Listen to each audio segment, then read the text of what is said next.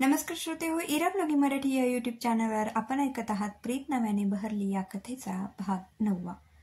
सानिका सौरभला भेटायला गेली. सौरभ, तू तुझं उत्तर मला दे, हो किंवा नाही. जे असेल ते सांग, आर या पार सगळं होऊनच जाऊ दे. सानिका, तू शांत हो, बस आधी, हे घे पाणी घे, पाणी पिऊन घे आधी. सौरभ, हो किंवा नाही. सानिका, अगं माझं ऐकून तरी घे. सौरभ, हो की नाही. हे बघ सानिका, तू मला थोडा वेळ तर दे, हो किंवा नाही. सानिका, अगं गुड बाय सौरभ, यानंतर मी तुला कधीच दिसणार नाही, असं म्हणून सानिका निघाली. ती पायवाटेने सपासप पाय टाकत निघाली. आजूबाजूला बघतही नव्हती. सौरभ तिच्या मागे मागे गेला. सानिका, सानिका थांब ग, माझं ऐकून तरी घे. सानिका, अगं थांब. सानिका थांबायलाच तयार नव्हती. ती सपासप पाय टाकत चालत होती. शेवटी सौरभने धावत जाऊन तिचा हात पकडला. सानिका थांब, हा काय पोरखेळपणा लावला आहेस तू? लहान आहेस का तू आता? मला माझ्या प्रश्नाचं उत्तर हवंय सौरभ. तिने त्याचा हात झटकला आणि जायला लागली. Sanika, I love you. हे ऐकताच सानिकाची पावलं आपोआप थबकली. ती वळली, त्याच्यासमोर येऊन उभी राहिली. काय बोललास तू? पुन्हा बोल. I love you Sanika. सानिकाने तोंडावर हात ठेवला. माझा तर विश्वासच बसत नाहीये. तू खरं बोलतोयस ना? हो, मी खरं बोलतोय. I love you Sanu. एक मिनिट सौरभ, तू मला बरं वाटावं म्हणून बोलत नाहीयेस ना? तू मनातून बोलतोयस ना? तुझ्या मनात खरंच माझ्याविषयी फिलिंग आहेत ना? की फक्त मला बरं वाटावं म्हणून तू बोलतोयस? ही वेळ काढण्यासाठी बोलतोयस? नाही, ही वेळ काढण्यासाठी किंवा तुला समाधान वाटावं, तुला बरं वाटावं म्हणून मी बोलत नाहीये. मी मनापासून बोलतोय. मलाही तू आवडतेस. मलाही माझं आयुष्य तुझ्यासोबत घालवायला आवडेल. सानिकाला खूप आनंद झाला. तिच्या डोळ्यातून आनंदाश्रू ओघळायला लागले. तिने चक्क त्याला मिठी मारली. त्यानेही तिला स्वतःच्या मिठीत सामावून घेतलं. दूरवर एक गाडी उभी होती. त्या गाडीतील व्यक्तीचं लक्ष या दोघांकडे होतं. काही वेळाने सानिका घरी गेली. गाणं गुणगुणतच सानिका आत गेले. अरे वा, आज एक मुलगी खूप खुश दिसते आहे. हो आई, मी आज खूप खूप खुश आहे.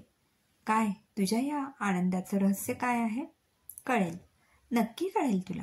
थोडे दिवस थांब, मी सगळ्यांना सांगणार. काय चाललंय दोघ्या मायलेकींमध्ये? रमा आजी आतून आली. काही नाही, आज तुमची नात खूप आनंदात दिसत आहे.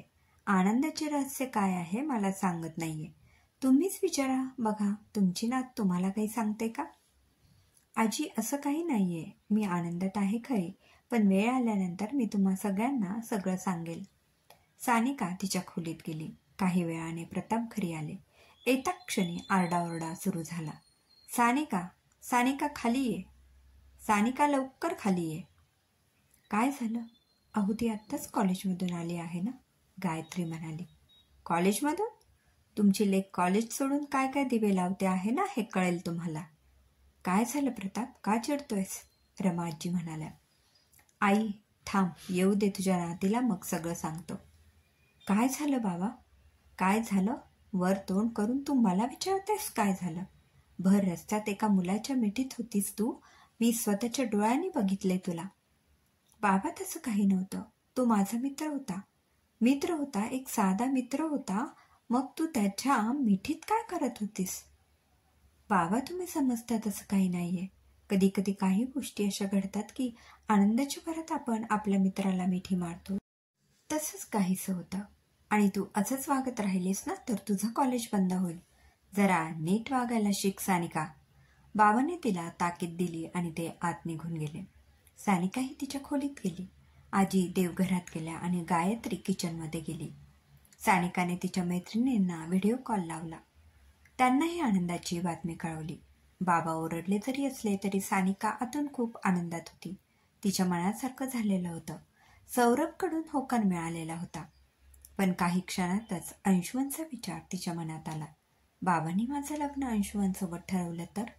हा प्रश्न तिचं मन सुन्न करून गेला. त्याच विचारात तिचा डोळा लागला.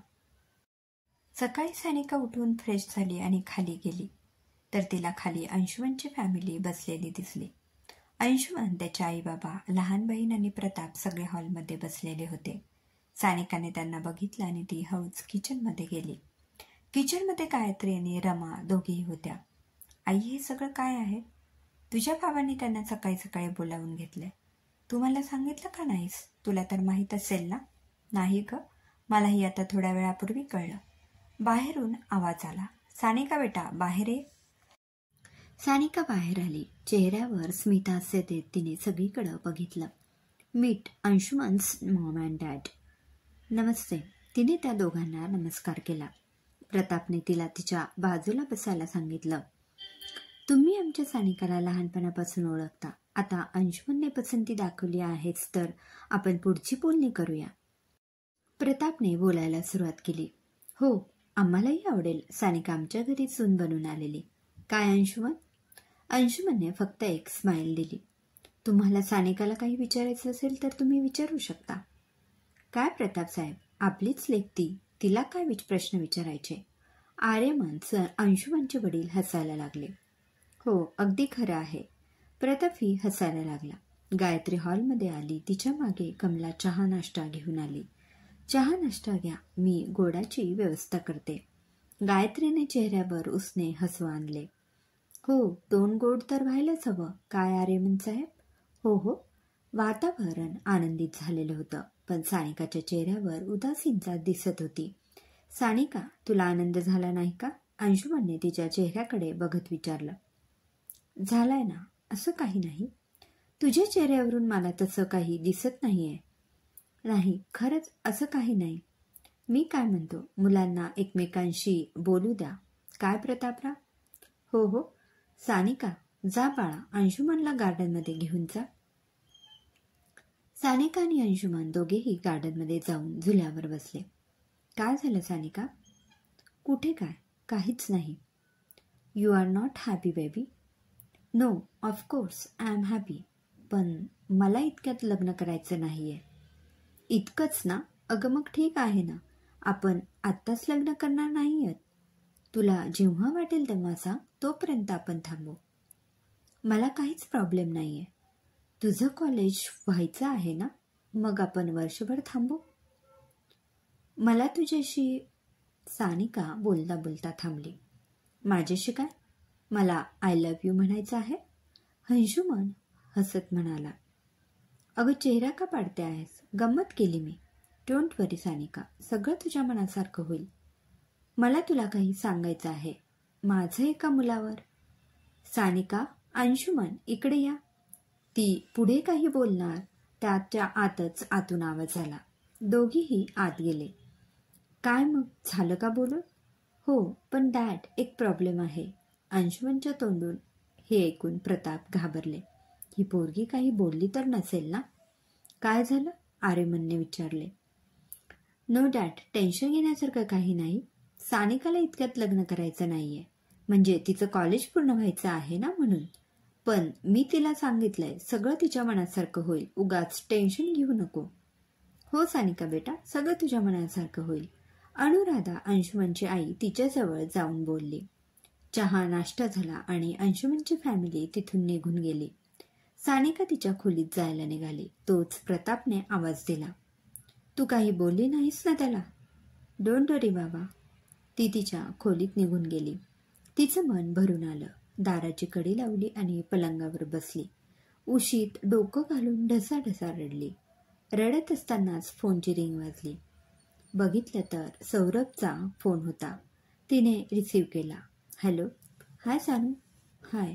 काय झालं? तुझा आवाज का असा येतोय? माझं लग्न ठरलंय. What? Yes, I am engage with Anshuman. असं सगळ्यांना वाटतं, पण तसं नाहीये. मी फक्त तुझी आणि तुझीच आहे. पण तुझ्या घरचे तयार होणार नाहीत. सगळं माझ्या मनासारखं होईल सौरभ. मला जे हवंय, जसं हवंय तसंच होणार. I love you Saurabh. I love you too Sanu.